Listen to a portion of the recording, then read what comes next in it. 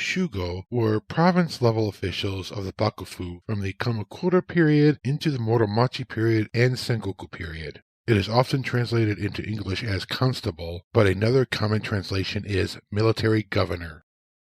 A Shugo could have been appointed to one province, but there were multiple cases of a Shugo being appointed to more than one province.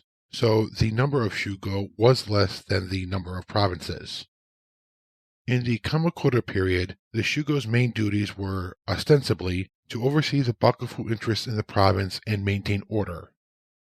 This included overseeing the Jito and Gokenin, direct retainers of the Bakufu, revenue collection, dealing with serious crimes in the province, mobilizing troops, enforcing the Bakufu rulings in the province, and others.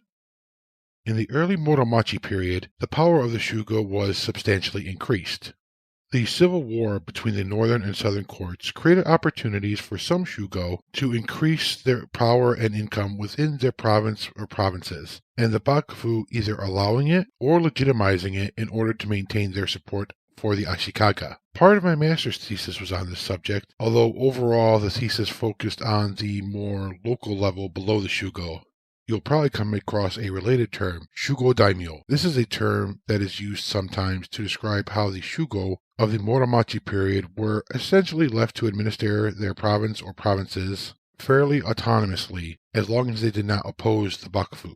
Although I have talked about how, in general, Shugo power increased in the Muromachi period, I should clarify this does not mean that the Shugo's authority and control in their provinces were necessarily complete or total. As with the Shugo themselves, local warriors wanted autonomy over their territories and to increase their own income. It is, of course, more complex, but I did not want to leave the impression that the Shugo were all-powerful within their province or provinces.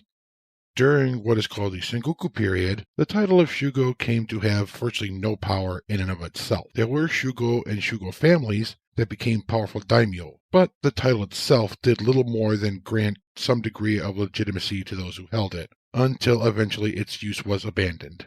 Thank you so much for joining me and watching this video. I appreciate you giving me your time. Please check out the playlist for other videos on kanji and vocabulary words by myself and Anthony Cummings. Until next time, otsukare-sama deshita.